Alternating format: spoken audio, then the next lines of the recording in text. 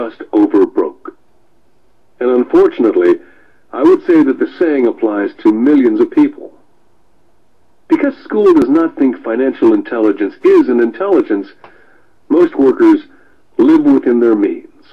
They work and they pay bills. There's another horrible management theory that goes, workers work hard enough to not be fired, and owners pay just enough so that workers won't quit. And if you look at the pay scales of most companies, again I would say there's a degree of truth in that statement. The net result is that most workers never get ahead. They do what they've been taught to do. Get a secure job. Most workers focus on working for pay and benefits that reward them in the short term, but is often disastrous in the long run. Instead, I recommend to young people to seek work for what they will learn more than what they will earn. Look down the road at what skills they want to acquire before choosing a specific profession, and before getting trapped in the rat race. When I speak to adults who want to earn more money, I always recommend the same thing. I suggest taking a long view of their life. Instead of simply working for the money and security, which I admit are important, I suggest they take a second job that will teach them a second skill.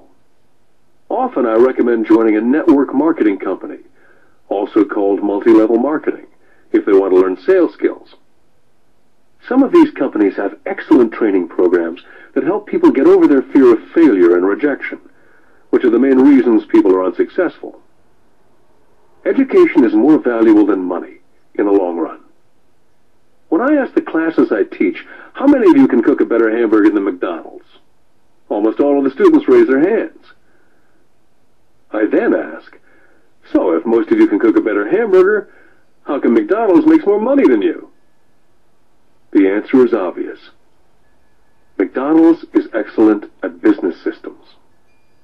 The reason so many talented people are poor is because they focus on building a better hamburger and know little to nothing about business systems.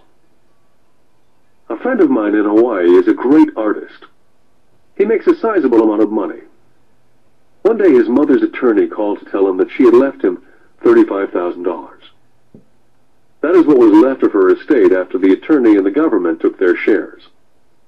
Immediately he saw an opportunity to increase his business by using some of this money to advertise.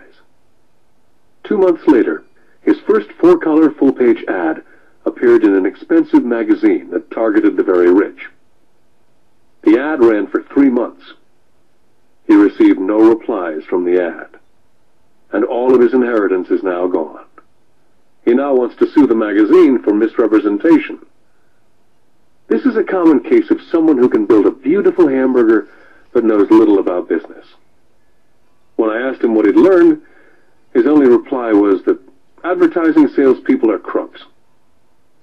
I then asked him if he'd be willing to take a course in sales and a course in direct marketing. His reply, I don't have the time, and I don't want to waste my money. The world is filled with talented poor people. All too often they're poor or struggle financially or earn less than they're capable of, not because of what they know, but because of what they do not know. They focus on perfecting their skills at building a better hamburger rather than the skills of selling and delivering the hamburger. Maybe McDonald's does not make the best hamburger, but they are the best at selling and delivering a basic average burger. Poor Dad wanted me to specialize. That was his view on how to be paid more. Rich Dad advised that Mike and I groom ourselves. Many corporations do the same thing. They find a young, bright student out of business school and begin grooming that person to someday take over the company. So these bright young employees do not specialize in one department. They're moved from department to department to learn all the aspects of business systems.